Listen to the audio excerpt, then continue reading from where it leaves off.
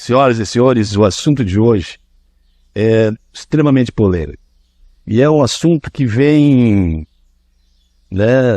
se repetindo, recorrente, desde aquele início fatídico em que o Supremo Tribunal Federal, em sede de embargos declaratórios em habeas corpus, liberta da prisão o Luiz Inácio Lula da Silva e o habilita a concorrer a uma eleição na condição de sanado, recuperado daquela quantidade enorme de condenações que teve e das evidências todas levadas aos processos que demonstravam a condição dele de lesa pátria, que é uma das mais graves lesões à ordem política, social e econômica de um país, é o condenado por lesa pátria,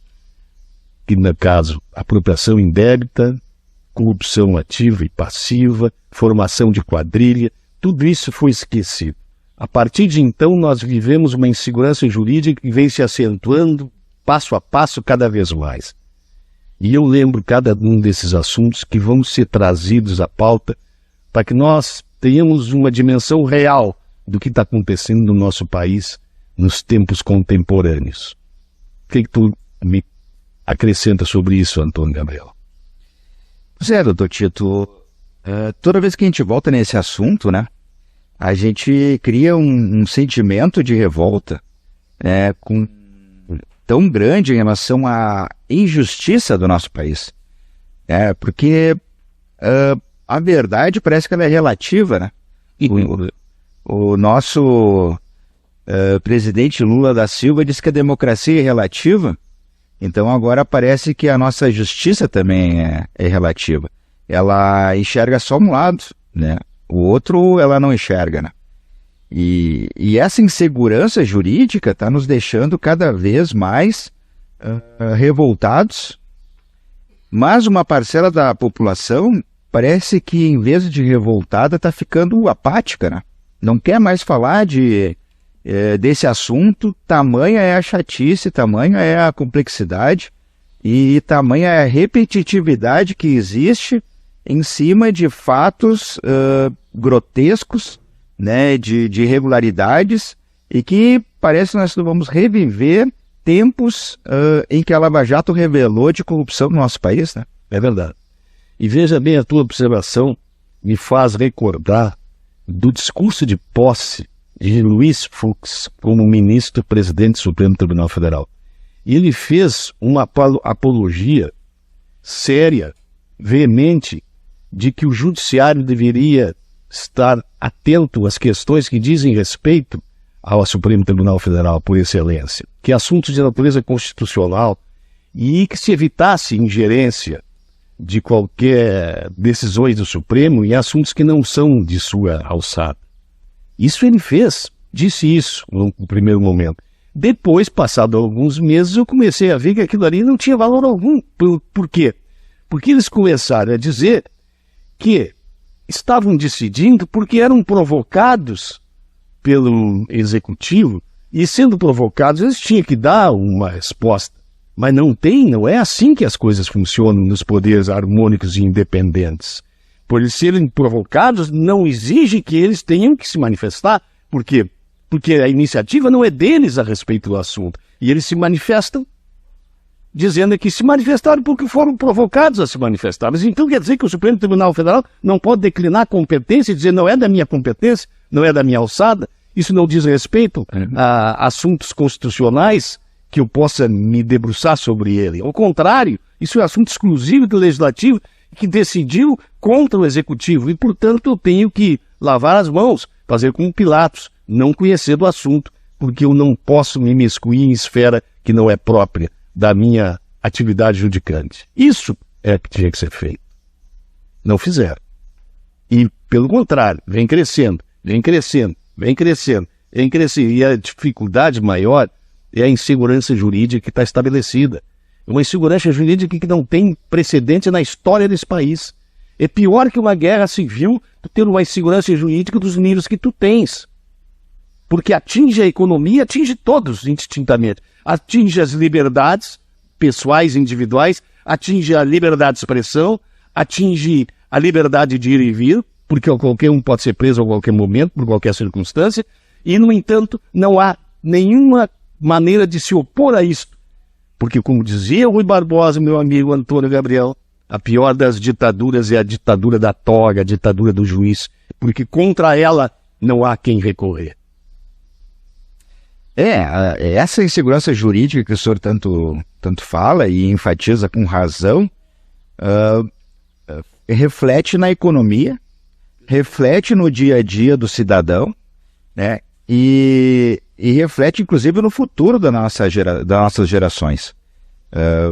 Porque se nós não temos um presente sólido, né, com coisas concretas, com uma economia forte, com incentivo à educação, incentivo à formação do jovem, para no futuro se tornar um cidadão produtivo, um cidadão que realmente faça a diferença para melhorar a nossa condição social, a nossa condição financeira, que futuro teremos, né? Quem são os nossos filhos, quem são os nossos netos, o que serão eles, né? Frente a essa realidade que nós estamos vivendo hoje, né? Que chance eles têm de transformar nosso país num lugar melhor para se viver? Fora o fato que a insegurança jurídica faz com que investidores fujam do país, pois se não tem segurança jurídica alguma, né? Como é que eu vou poder fazer um planejamento, um projeto de qualquer empreendimento? Como é que eu vou fazer esse projeto? Agora tem o exemplo, a oneração da folha de pagamento. Olha o que trouxe isso aí, uma insegurança jurídica tremenda, porque comprou uma briga, o Supremo Tribunal Federal vai comprar e o Executivo comprou uma briga com o Legislativo, que tinha acordado para acolher aquela desoneração, e depois entra com uma medida das vésperas do dia 31, voltando a onerar 17 setores da nossa economia. E setores fundamentais, agronegócios, indústria, construção civil, 17 setores, praticamente a economia inteira ficou à luz de uma insegurança jurídica enorme, porque eles não sabem como é que vão fazer a folha de pagamento agora. Sim, são os setores de maior responsabilidade sobre o reflexo do nosso PIB. Perfeito, perfeito. E, além de tudo, reflexo na ordem do trabalho, né? É quem dá trabalho, quem promove renda, gera emprego, renda. Absurdo. Veja bem. Esse é mais um exemplo. Doutor Tito, e como é que o senhor vê justamente as vésperas dessa reoneração da folha, um perdão de uma dívida de uma das empresas, né, de mais de 10 bilhões? Quer dizer, como é que funciona esse julgamento aí dessa comissão? Então quer dizer que, para alguns, o rigor da lei, para cobrar aquilo que está sendo discutido judicialmente em termos de impostos e de outros tributos, né, que não estão, que estão sendo ali discutidos, e até com possibilidade para salvaguardar a produtividade das nossas empresas, talvez uma renegociação, né? Então, para esses vem todo o rigor da lei, né, sem perdão.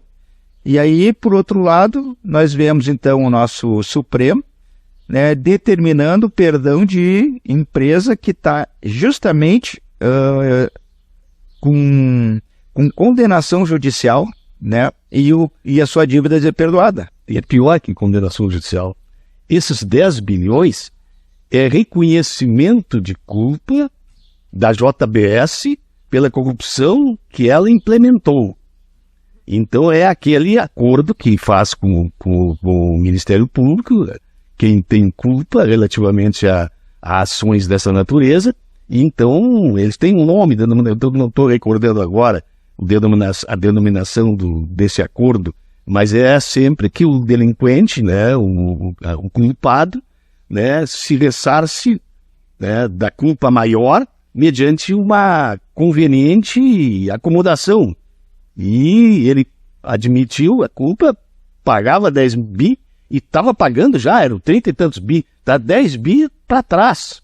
É o que tem de comprometimento desse acordo feito leniência, como é que eles chamam de... Acordo de leniência? De leniência, aquele acordo de leniência que ele fez lá atrás, a JBS, a empresa fez lá atrás, e ela simplesmente agora, diz o Karnal, como advogado atuante lá em Brasília, que foi um pedido da defesa da JBS articulado pela esposa do ministro Luiz Toffoli, que julgou. E que foi a quem foi distribuída a ação. E o que ele faz?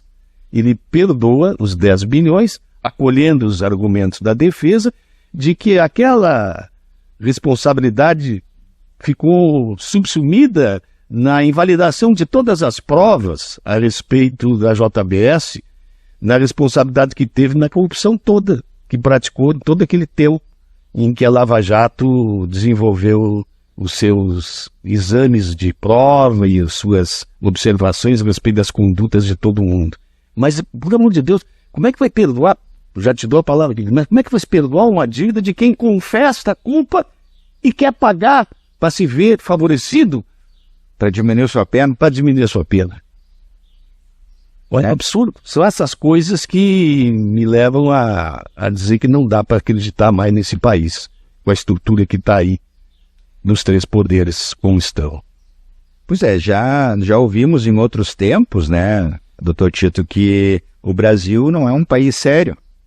Será que realmente isso é verdade na sua totalidade? Quer dizer, nós não temos seriedade jurídica, nós não temos seriedade no nosso trato com a coisa pública, né? E por conta disso nós estamos aí à deriva, né? E caminhando para o fundo do poço, né? E a grande pergunta que eu me faço é se a gente vai ter aí uma reordenação de rumo para que a gente não entre, né, numa situação em que não tenha mais volta, né? Porque a gente vê decisões que são arbitrárias, né, para favorecer os seus amigos, os amigos do rei, e outras que são para aniquilar com quem está realmente levando o Brasil nas costas, né?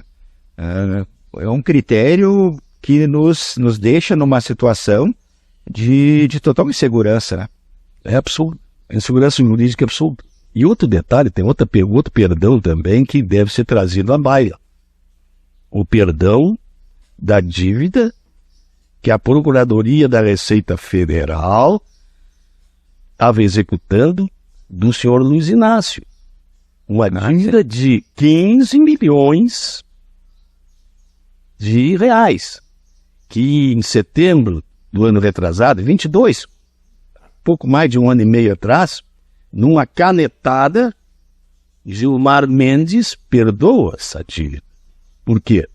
Porque esta dívida seria decorrente de fatos que teriam sido anulados, processos que foram anulados da JBS, aliás, da JBS, do Luiz Inácio Lula da Silva, né, relativamente ao comprometimento dele na corrupção toda, e isso eram impostos que ele estava devendo, dívida de impostos. Agora, tu imagina, se ele tem 18 milhões de dívida de impostos, eu te pergunto, que tamanho é o patrimônio desse presidente que está lá no poder agora? Se de impostos que a Procuradoria da Receita Federal estava executando, nós temos 15 milhões, na época 15 milhões, hoje deve estar uns 18 milhões hoje. E eu complemento a pergunta assim, tá, isso é o que ele deixou de pagar, então significa que alguma coisa ele pagou de imposto. Então, soma-se isso tudo, qual é o patrimônio desse homem? Onde que ele recebe tanto dinheiro para dever tanto imposto? E quanto laranja tem atrás disso, talvez? Isso que foi descoberto, né? Porque normalmente se sabe aí na justiça que isso não é o todo, né? Isso é só o que as investigações conseguiram chegar. Ou seja, sabe-se que muita coisa foi escondida, ou muita coisa não conseguiu ser provada, ou muita coisa ele conseguiu não ser pego, não ser descoberto, né? Que é, bem assim. Tem mais um que eu acho que é interessante pontuar, para nós mostrar para o nosso ouvinte e nosso telespectador o panorama que esse país está. Ontem mesmo, hoje é dia 5, ontem, dia 4, à noite, William Quack, no programa dele, começa às 10, vai até às 11, disse que tem pendente lá no Supremo Tribunal Federal e nos outros órgãos federais em torno de R$1 trilhão para entrar dentro da ordem de pagamento a favor da União. 1 trilhão. E eles estão contando com isso para recuperar alguns déficits que tem por aí, os bilhões, porque são dívidas que o Supremo Tribunal Federal vai dizer se aplica ou não aplica um critério ou outro critério relativamente a juros e atualizações monetárias. Só essa discussão. Só que lá atrás o Supremo Tribunal Federal já tinha decidido com orientação diversa da que está se encaminhando agora. Agora está se encaminhando que tem que se cobrar aquele passivo que tem lá atrás. E esse passivo já está consubstanciado em sentenças definitivas já, de 500 bi. Então tem mais 500 bi para entrar nos cofres da União e que entrarão, porque com esse comprometimento do Supremo Tribunal Federal e o Executivo, eu não espero outra solução que não acolher a orientação do pedido do Executivo e trazer esse montante para dentro dos cofres da União. Para quê? Para aumentar de novo a roubalheira, os escândalos, e ao mesmo tempo isso nem vem para o nosso campo econômico para desenvolver educação, saúde, estradas, ferrovias, aeroportos, o que seja. Não vem. Isso vai para outros caminhos, não sei quais, mas é por aí que as coisas vão. Imagine só como esses empresários que tinham até então uma orientação e estavam fazendo tudo daquele encaminhamento, hoje recebem uma informação de que a orientação mudou. Mudou para fazer que eles pagassem mais. Não é para favorecê-los, né? É para aumentar ainda mais a dívida que eles já têm. E, querido, para finalizar esse bloco, eu só te peço o seguinte: observe que nós estamos numa crise institucional de tamanha dimensão, mas tamanha dimensão, que nós estamos na iminência de uma revolução. Ou ela vem pelos instrumentos democráticos de direito, ou ela vem por caminhos que nós não desejamos. Porque está todos os empresários, está todo o povo em geral sofrendo esses absurdos, essas incongruências e esses desmandos do Supremo Tribunal Federal e, ao mesmo tempo, das iniciativas do Executivo, que tem o beneplácito de suas ações num Supremo Tribunal Federal comprometido e inábil, e o pior, sem a condição moral e ética para gerir os nossos destinos. Muito obrigado, meus amigos, por hoje.